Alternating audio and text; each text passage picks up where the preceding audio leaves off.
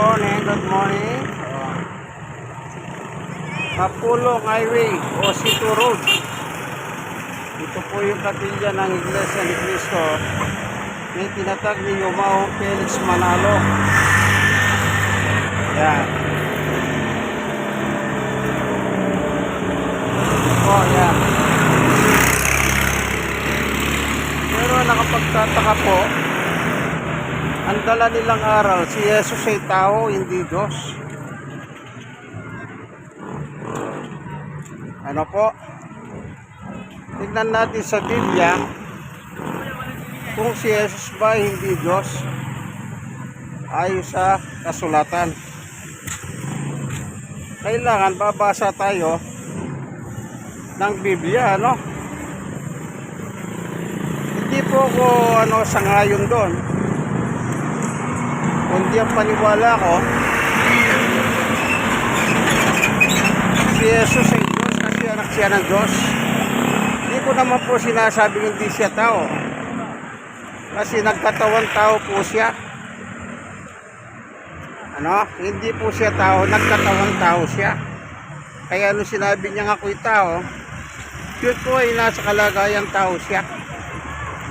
Ngayon, babasa po tayo ng talata ng Biblia. Opo.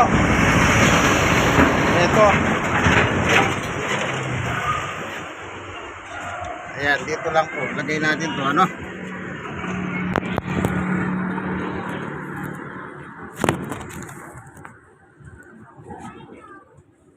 Ayan.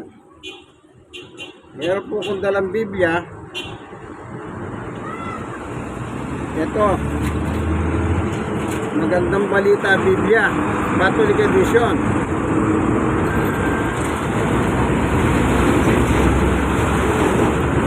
Basahin po natin ang pagiging Diyos ni Jesus.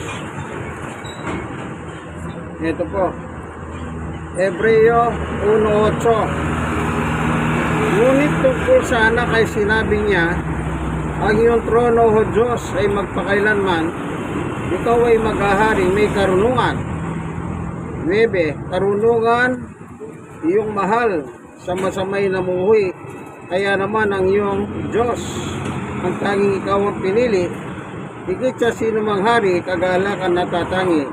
10. Sinabi pa rin niya, Panginoon, nang pasimulay nilikha mo sa libutan, at ang kamay mo ang siyang gumawa ng kalangitan.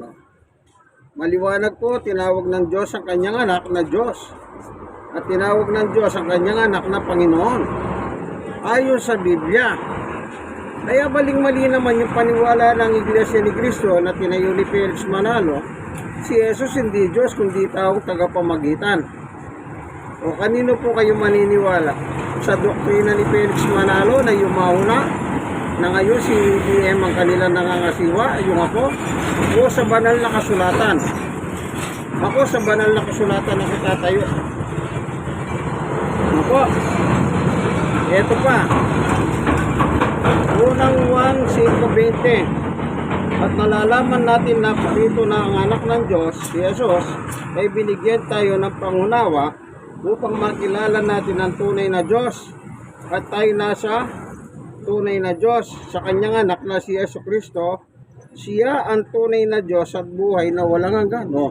Maliwanag po, sino si Jesus? Tunay na Diyos. Pero hindi po siya yung ama. Hindi siya, anak siya. Naparito ang anak ng Diyos, si Jesus po. So magdalawa sila, magtatay sila. Kung ang Diyos ay Diyos, natural ang anak niya ay Diyos din po. Ayon po sa kasulatan.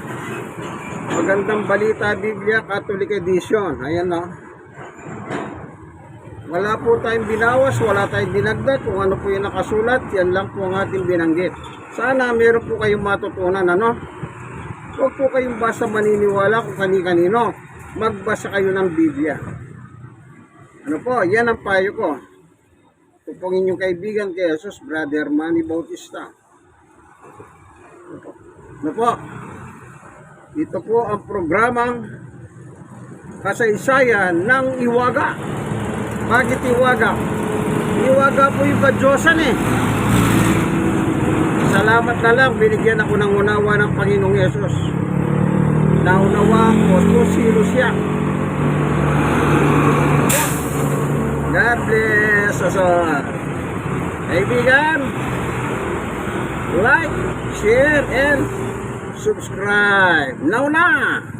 God bless us all. Ano po? Ayan. Yan po ano. Nandito po ako sa Sito Rodo, Kapulong Highway, District 1, Tondo, Manila. Bye-bye!